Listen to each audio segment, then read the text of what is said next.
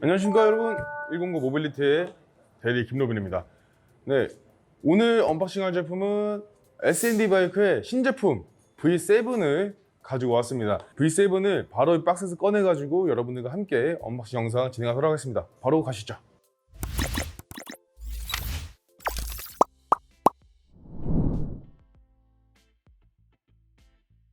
네, 이렇게 S&D 바이크의 V7을 제품을 박스에서 꺼내봤고요. 이제 바로 포장재들을 제거하고 조립하는 거 시작하도록 하겠습니다. 이렇게 S&D 바이크의 V7 제품의 포장재들은 다 바뀌어냈습니다. 그럼 바로 조립을 진행할 텐데 먼저 핸들부부터 조립을 진행하도록 할게요.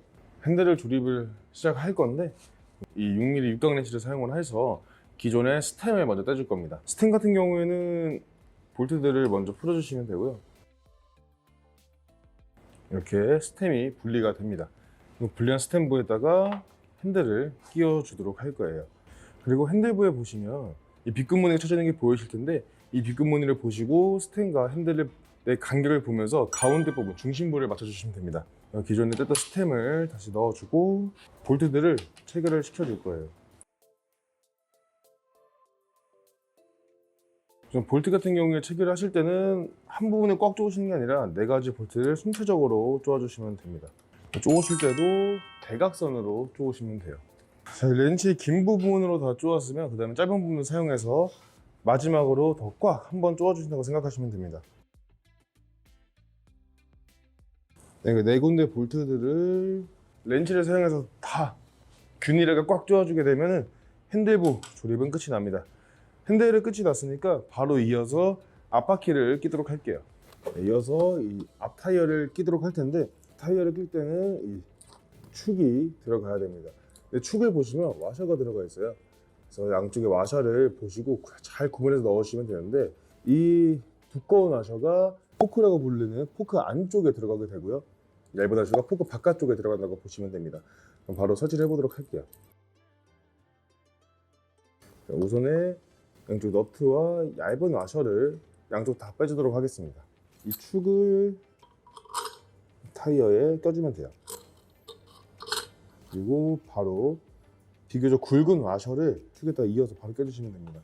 낀 다음에 양쪽 부분에 튀어나온 이 나사선들이 균일하게 잘 튀어나왔는지 확인해 보시면 돼요. 확인하시고 이렇게 패드 사이에 막아져 있는 플라스틱을 빼신 다음에 그대로 타이어를 껴주시면 됩니다. 다시 주의하실 점은 이 은색깔 원판을 디스크 로터라고 부르거든요.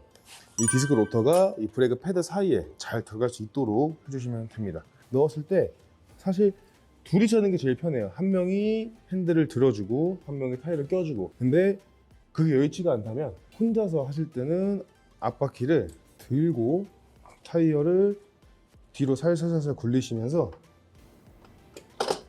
이렇게 껴주시면 됩니다. 정말 쉽죠? 타이어를 끼고 나서 뒤에 스탠드, 킥 스탠드를 꼭 세워주셔야 됩니다. 그리고 나서 저희가 아까 뺐던 얇은 와셔와 너트를 양쪽 축에다가 껴주시면 돼요. 와셔 넣고 너트 넣고 끼신 다음에 손으로만 고정을 하게 되면 완벽하게 고정이 되는 게 아니기 때문에 이 상태에서 주행을 하시면 굉장히 위험합니다. 타이어가 빠져버릴 수가 있어요. 주행하다가 앞타이어 흔들릴 수도 있고. 그렇기 때문에 15mm 스패너를 사용하셔서 조아주시면 됩니다. 조을 때 반대쪽 잡아주고 같이. 이 앞바퀴 축을 고정해주는 너트를 양쪽을 꽉 조아주게 되면 앞바퀴 조립은 깔끔하게 끝이 나게 됩니다. 앞바퀴 끝났으니까 바로 앞에 머드가드도 설치하도록 할게요. 이제 앞에 머드가드를 조립을 할 건데 하기 전에 먼저 조립되는 위치에 있는 볼트와 너트를 이렇게 분리를 해주시면 됩니다.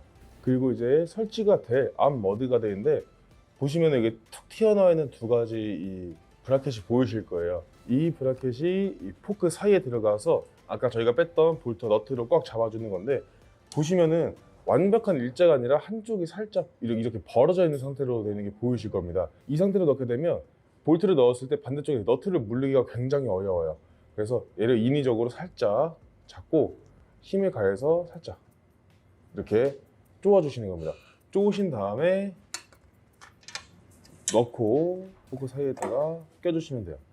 끼시고 나서 아까 뺐던 볼트를 이 홈에 맞춰서 그대로 뺐던 그대로 와셔 넣고 안쪽에 너트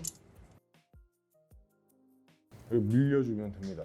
근데 이렇게만 끝내면 마찬가지로 꽉 조아진 게 아니기 때문에 머드가드가 막 풀리고 머드가 빠질 수가 있어요. 그래서 역시나 공구를 사용해서 꽉 조아주시면 됩니다. 뒤쪽에 있는 너트는 10mm 스패너로 꽉 잡아주고 앞에 볼트를 렌치를 사용해서 고정을 해주시면 됩니다. 하시다가 수시로 보시면서 이게 중간에 잘 맞는지도 확인해 보시는 게 좋아요. 긴 부분으로 다 조았으면 짧은 부분으로 한 번 더. 네, 이렇게 꽉 조아주게 되면 머드가 설치는 끝이 나는데 이 상태로 끝내면은 보시면 뒤가 너무 떠 있잖아요. 보이시나요? 뒤가 떠 있는 게 이거를 뒤에 살짝 눌러서 각도를 맞추시면 돼요. 이렇게 맞추시면 앞에 머드가드 또한 설치가 끝이 납니다. 다음으로는 페달을 설치를 할게요. 페달 같은 경우는 여러분도 이제 다 아실 거예요. 페달에 써 있는 알파벳을 보고 왼쪽과 오른쪽을 구분하신 다음에 설치를 해주시면 되고, 페달을 설치할 때는 항상 페달을 넣고 앞으로 굴려주시면 됩니다. 손으로 굴리다가 힘들다 그럼 잡고 그냥 뒤로 돌리면 조립이 돼요. 이 상태로만 끝내게 되면 주행하다가 페달이 빠져버릴 수가 있기 때문에 항상 잊지 마시고 15mm 이 페달 스패너를 사용해서 한 번 더 꽉 조아 주셔야 됩니다. 반대쪽도 마찬가지로 조립을 해줄게요. 한 번 더 조아주면 페달 조립은 끝이 납니다. 마지막으로 조립할 건 드레일러 가드라고 불리는 녀석입니다. 이 드레일러 가드는 이 드레일러 변속을 해주기 위한 부품이 드레일러가 있는데 이 드레일러에다가 이런 식으로 조립이 될 겁니다. 드레일러라고 하는 이 부품이 충격에 좀 약해요. 그래서 얘가 처음에 오는 충격을 받아줄 수 있게끔 설치되는 거기 때문에 잊지 않고 설치해 주시면 됩니다. 먼저 3mm 렌치를 가지고 박혀 있는 볼트들을 다 풀어 줄게요. 볼트들을 먼저 풀어주고 그 다음에 가드를 넣어 주겠습니다. 빼냈던 볼트를 그 자리에 그대로 가드만 끼워서 꽉 체결해 주게 되면 드레일러 가드는 조립이 끝나게 됩니다. 네, 이렇게 해서 S&D 바이크의 V7 제품의 조립은 끝이 났어요. 조립은 끝이 났지만 아직 검수 과정은 진행이 안 됐습니다. 검수를 하기 앞서서 이 핸들부에 장착되어 있는 예를 들어 스로틀 혹은 브레이크 레버 이 스위치 같은 것들에 대한 위치를 먼저 각도를 잡아 줄게요. 각도를 잡고 앞바퀴 뒷바퀴에 바람을 넣은 다음에 제품에 대한 정기적인 검수를 들어가도록 하겠습니다. 그래서 먼저 레버의 각도를 맞춰 줄게요. 레버의 각도를 맞출 건데 사실 브레이크 레버의 각도 같은 경우에는 사람마다 다 다릅니다. 어떤 사람은 각도 같은 경우에는 그 사람의 신체 조건에 맞춰서 다 다르기 때문에 사실상 규격화된 건 없어요. 근데 일단은 제가 어떻게 맞추는지를 알려드릴게요. 어떤 걸 기준으로 하시면 되냐면 내가 탔을 때 제일 편한 걸 기준으로 하시면 됩니다. 기본적으로 레버가 있다고 가정을 했을 때 손목이 너무 위로 올라가면 레버 잡을 때 불편하겠죠. 반대로 밑으로 내려가도 잡을 때 굉장히 불편합니다. 그래서 제일 좋은 거는 이 손목이 일자로 펴져 있는 게 제일 좋은 포지션이라고 보시면 돼요.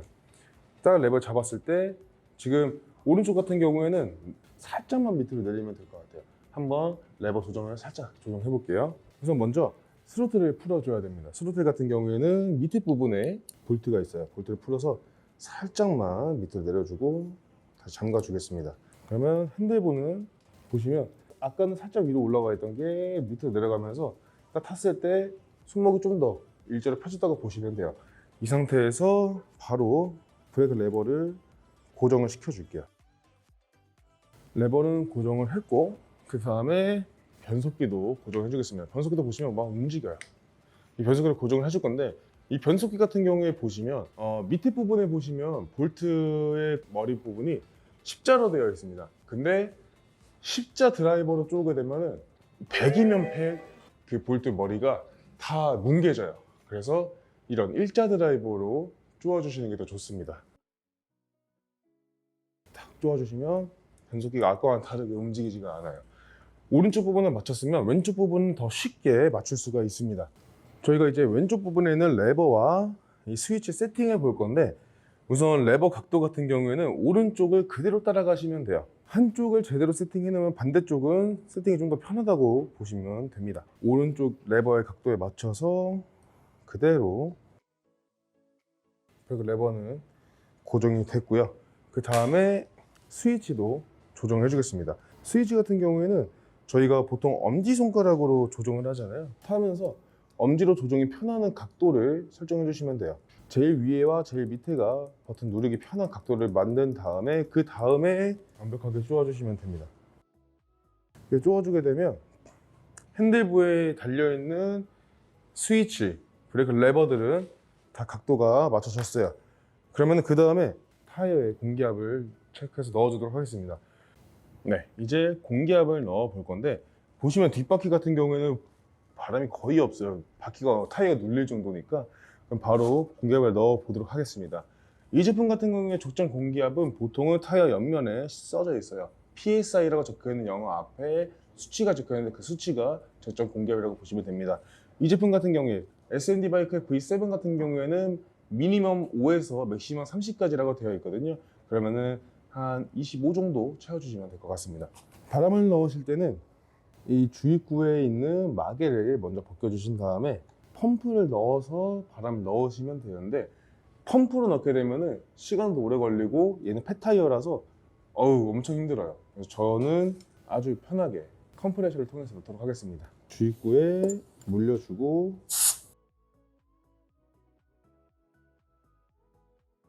적정 공기압인 25 정도를 넣어줬습니다. 앞타이어도 마찬가지로 바람을 넣어주도록 할게요. 네, 이렇게 해서 제품에 대한 정기적인 검수를 하기 전에 앞뒤 타이어에 바람 넣어보고 그리고 핸들부에 있는 레버 같은 것들에 대한 각도는 다 맞춰놨어요.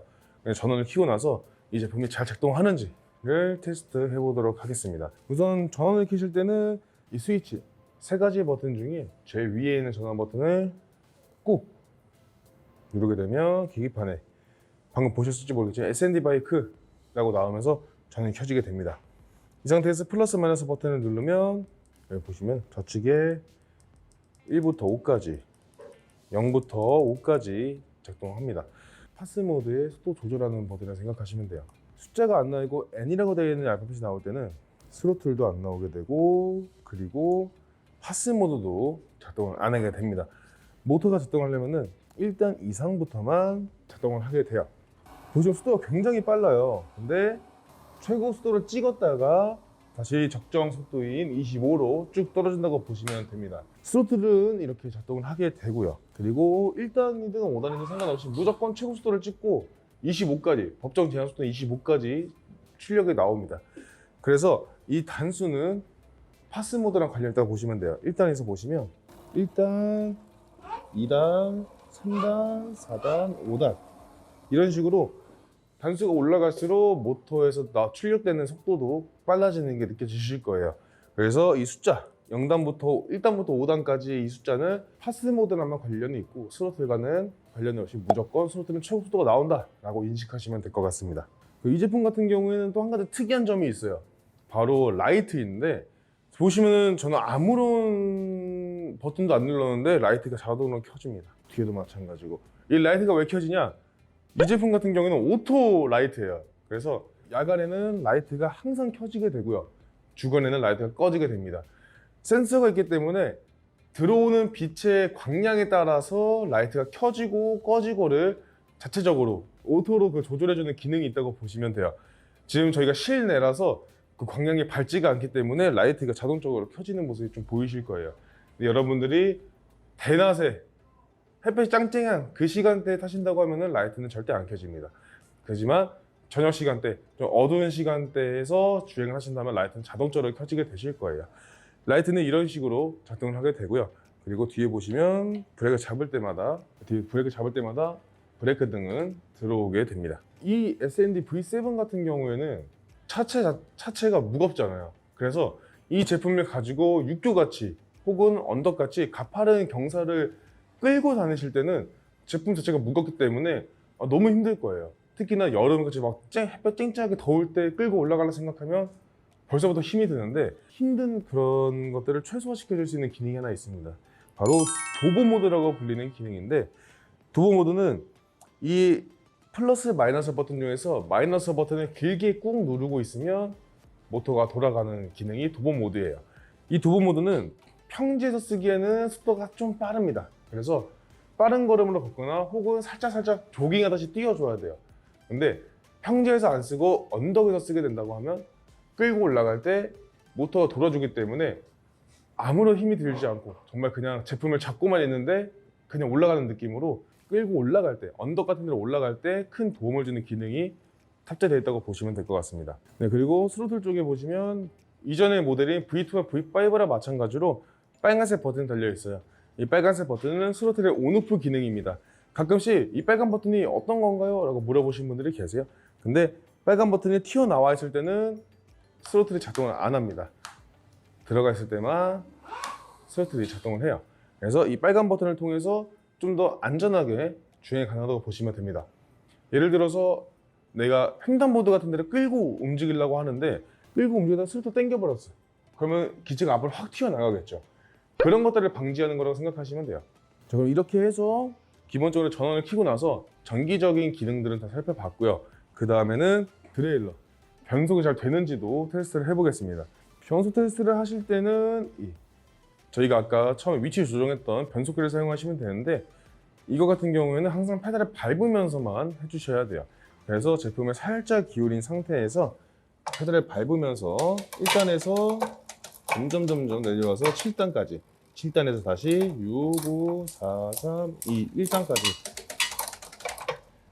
네, 이렇게 왕복을 해봤는데 아무런 이상 없이 잘 작동하는 거 보니까 변속도 문제 없는 게 확인이 됐습니다. 네, 이렇게 해서 영상 마치도록 하겠고요.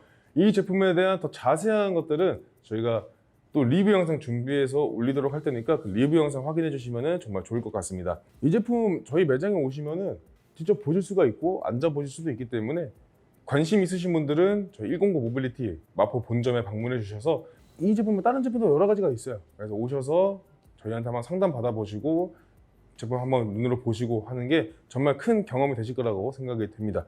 그럼 이상으로 S&D 바이크 V7 모델의 언박싱 영상을 마치도록 하겠습니다. 안녕.